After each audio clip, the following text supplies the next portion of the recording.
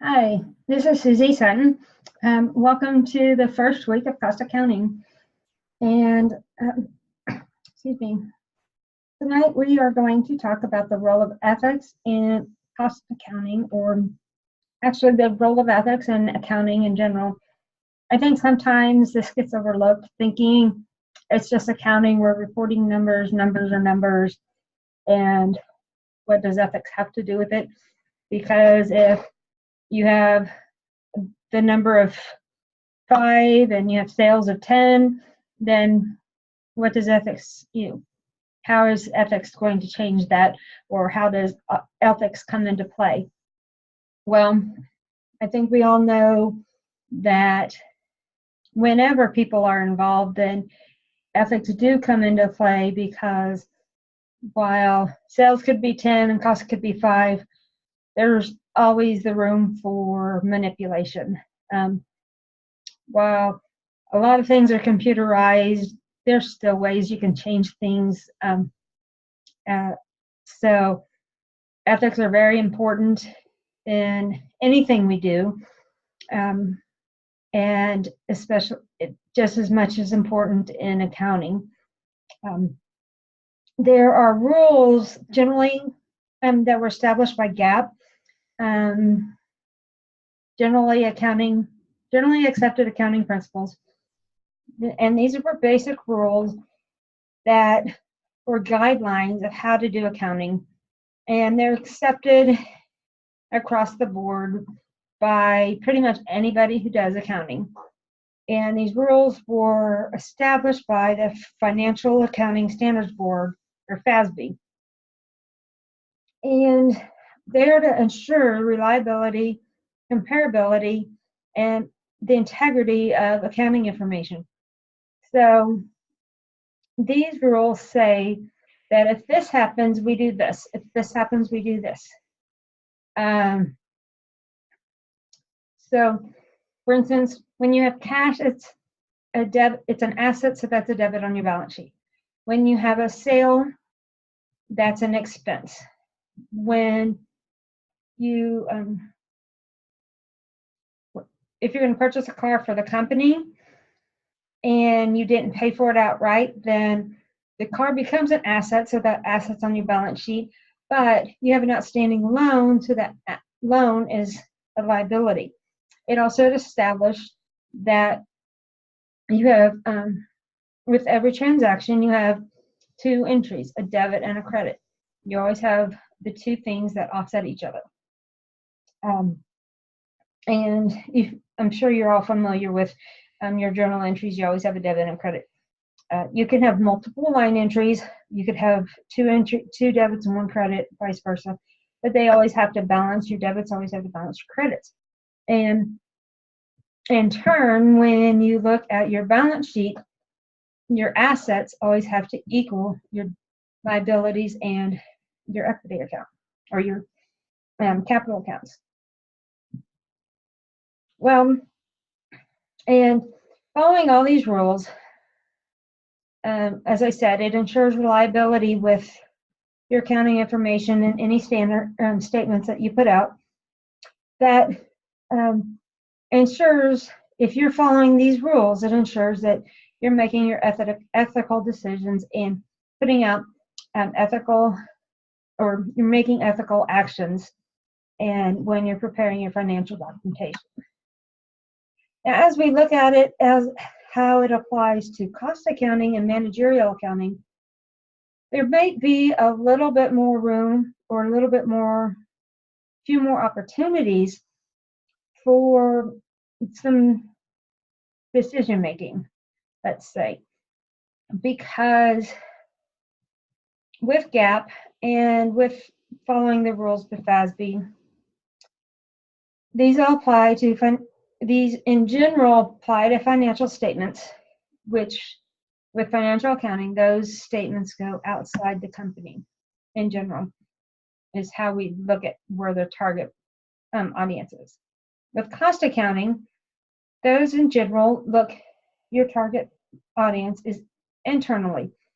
And as I said in my brief introduction to the cost accounting versus financial accounting, there's no standards for the type of reporting for cost accounting. Those are based on what each company's management wants. The formatting is different from each company. So there are more opportunities for decision making, and thus, with more opportunities for decision making, there could be more opportunities to make perhaps an unethical decision. Also, with publicly held companies, there's organizations like the SEC, Security Exchange Commission, and they have tight regulations on the financial statements. They also are, financial statements are reviewed, and so you have your financial accounting being reviewed, but your cost accounting is not. So there again, you have more tighter controls.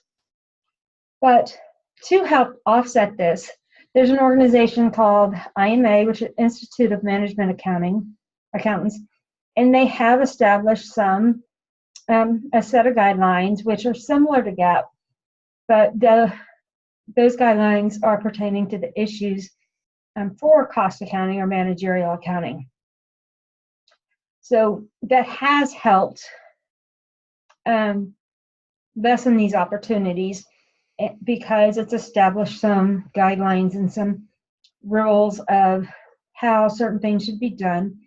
And those following these rules combined with following GAAP, it's lessened the opportunities and kind of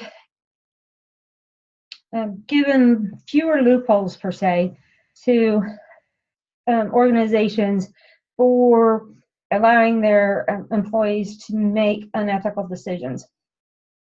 As long as the employees are following the rules, the given set of guidelines, then there shouldn't be any areas for decisions that aren't ethical. But again, you're always having to trust your people, and you hope you hire the right people, but with following these guidelines, trusting your employees are following these guidelines, and also some controls in place to, one person is never responsible for everything. You have certain controls, like if one person makes journal entries, somebody else is checking them. Someone checks financial statements, someone that didn't produce them. So you have different controls to make sure no one person is responsible for everything. But then at least you have to have two people in collusion to be taking unethical actions or making decisions, which is less likely to happen. Now, there is room, there's still always room for unethical decisions, just like in every part of life. We just try to have guidelines, just like a parent gives children guidelines, and you hope they make the right decisions, but sometimes that happens. But sometimes there's gray areas that something could be unethical but still be legal. And you might ask how that's possible. How could something be unethical in accounting but still be legal? Because we normally think if something's wrong, per se, if someone did something wrong in accounting, shouldn't it be illegal? But no, there are things that can be done that's wrong or unethical in accounting, but it's not really breaking the law because they didn't steal anything. They aren't stealing from the shareholders. They didn't take stock. They didn't misallocate funds necessarily in the sense of taking financial funds from the company. But they did make decisions that weren't ethical or take actions that weren't ethical. And an example of this would be about 12 years ago. I worked for a very small company. I was a controller. It was a roofing company owned by two gentlemen. And they were trying to get a credit line with a supplier. Currently, they were working as COD. Whenever they went to pick up their supplies, they had to take a check with them. Well, business was increasing, and they wanted to get an open account. So first of all, so that they could send one of the guys to go pick up supplies whenever they needed to. As I said, it was a roofing company. They wanted to be able to send the crew, go pick up the supplies on the way to the job, and set up things like that instead of one of the owners having to go pick up the supplies every time and have a check with them. Well, being a growing company and with business starting to grow, increase, the financial statements weren't that strong. They weren't in trouble by any means, but they weren't a real strong financial statement and didn't give a great picture and paint a great picture of how solvent they were or how strong they were. And a company might not be willing to extend a lot of credit. And this company was the company that provided the main roofing products, the asphalt product or the underlayment product. So they were wanting to get a large credit line. So they asked me as the controller to move a balance. The two owners had invested money into the company, so they had owner's equity. However, over the last couple of years, they also had made draws. One of them had purchased another business and one of them had purchased a house. And especially in Florida, and then and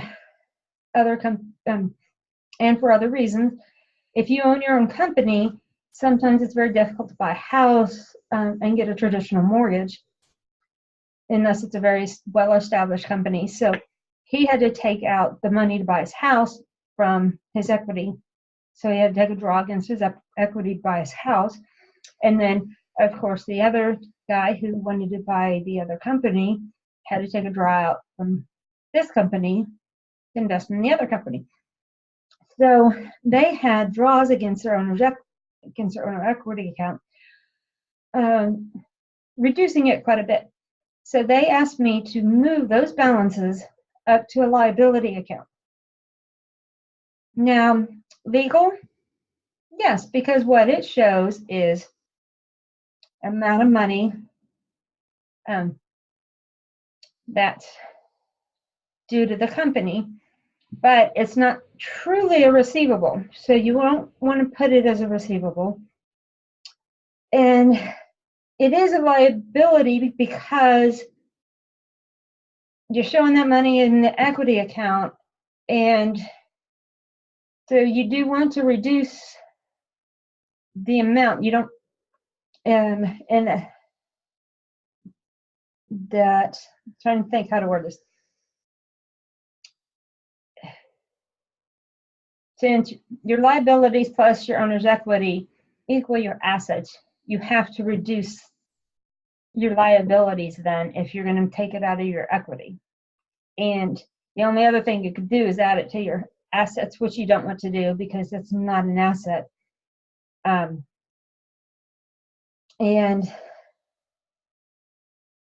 like I said, it's not illegal because they didn't take money, they didn't take anything from the shareholders, they didn't steal stock, but it's not ethical to move that entry up to the liabilities because, first of all, then it reduced the amount of liabilities of the total liabilities, which shows that, okay, this company doesn't owe as much. So that makes it look like right there, look a little bit better. And then the equity account, owner's equity, looks nice and strong now because they haven't borrowed against it. Doesn't look like they borrowed against it.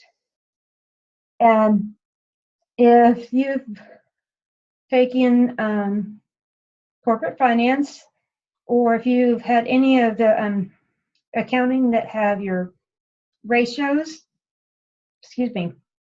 that evaluate the solvency or liquidity of a company, then you've seen and you've calculated like the total debt to assets ratio or the debt to equity ratio. Well, by making this entry, they've indicated that the company is now in a better position when measuring the financial leverage. So if a vendor now looked at the financial statements, if those entries were made, then they would see that they were in a better financial position. Well, at that point, I had to make a decision whether I'd make the entry or leave the company, which I did, because as an accountant, I couldn't make that entry. Also, knowing that I would leave, I still knew that entry would be made. There was a little gray line there from my point of view. And just in case you're not familiar with financial statements, a company produces a financial statement, and then many times, because of whether they're publicly held or if they are they have investors, or depending on their ownership, they have outside auditors come in and audit the company, which first of all, they review the financial statements, and then they do certain tests, which they review certain financial documents to make sure they believe the financial statements to be correct. Whether they go and pull a few vendor invoices to make sure the balance that we reflect as an accounts payable, that they believe that to be correct.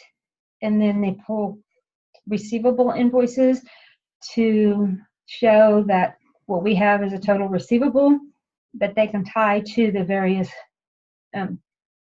companies. And if they could do that, then they believe by a certain percentage, and then they say, okay, we tested 10%, those were accurate, so we're going to assume your balance is correct. Then they'll test different things like that. And certain companies have certain percentage that they test to prove that this is enough and enough was accurate, so we deem that the financial statements are correct. Now, some companies, if it's a very small company, they don't have a lot of debt, or they don't have any debt, but the owners just want the assurance. It's a relatively simple audit. I worked for one company that was highly leveraged, and while I worked there, or a year and a half after I left, they actually filed for bankruptcy and closed their doors. So at that point, they were highly leveraged when I was there. They actually had 3 different companies come in every quarter because of the different owners they had who wanted them to be audited. And so each one of their financial investors had their own financial audit team, which means like Ernst & Young, and I can't remember the 3 different companies, but they had 3 different companies come in and audit us every quarter. So that's basically how I spent my time when I was at that company, because I just supported their auditors. So those statements after the audit, they will have a note attached to them that basically said, these are audited statements and they have been reviewed and approved. Otherwise, statements will be could be released from a company that they've just printed out and handed to you. Knowing that this entry was going to be made, whether I did it or not, because they'd have someone else do it, or I assumed they were going to have someone else do it, I actually called the vendor. I did not give my name, but all I said was, before reviewing for credit, please make sure you have an audited version of financial statements. That way, if that entry was made, the auditors would catch something like that, and then that entry could not, or that those financial statements couldn't be given to the vendors. Or the vendors knew enough that there was something going on to not accept those statements. And I just felt like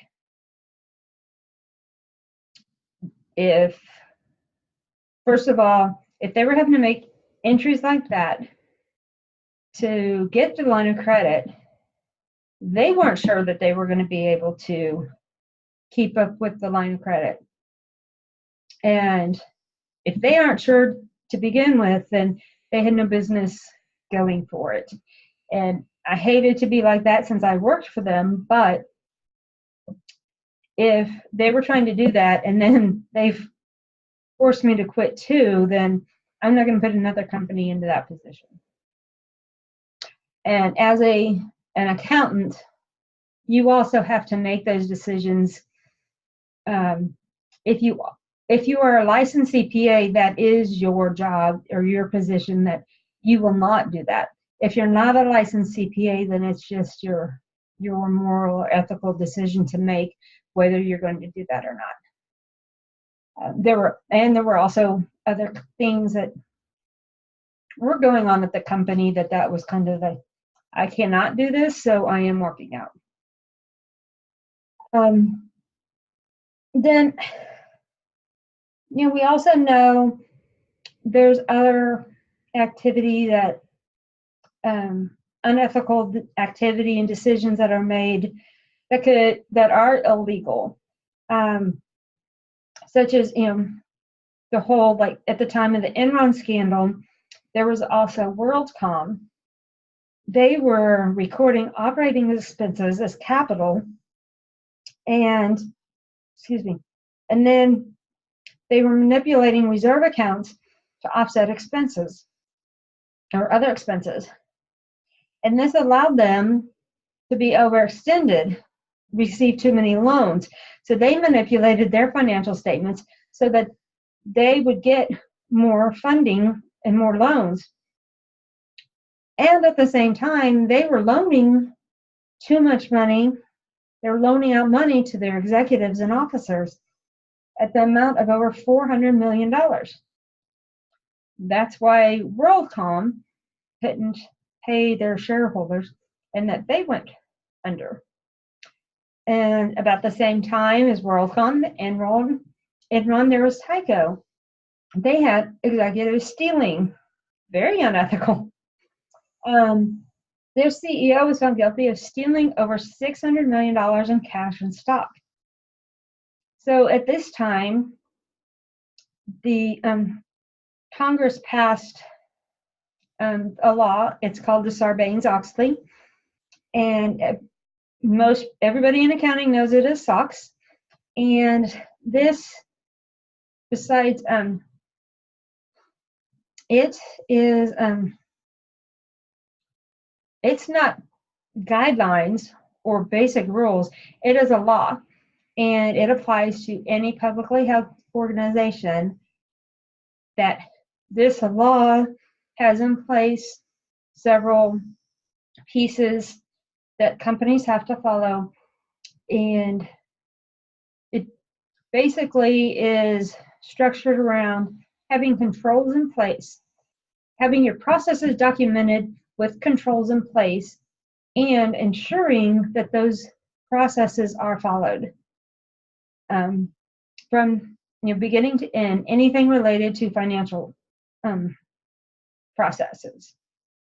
So, because it is such a big deal, there are many organizations now, even though this was from 2000, since it was from 2002, it has kind of funneled down that there are a lot of organizations that are not publicly held, but they have put SOX documentation and processes in place because they're a very good idea.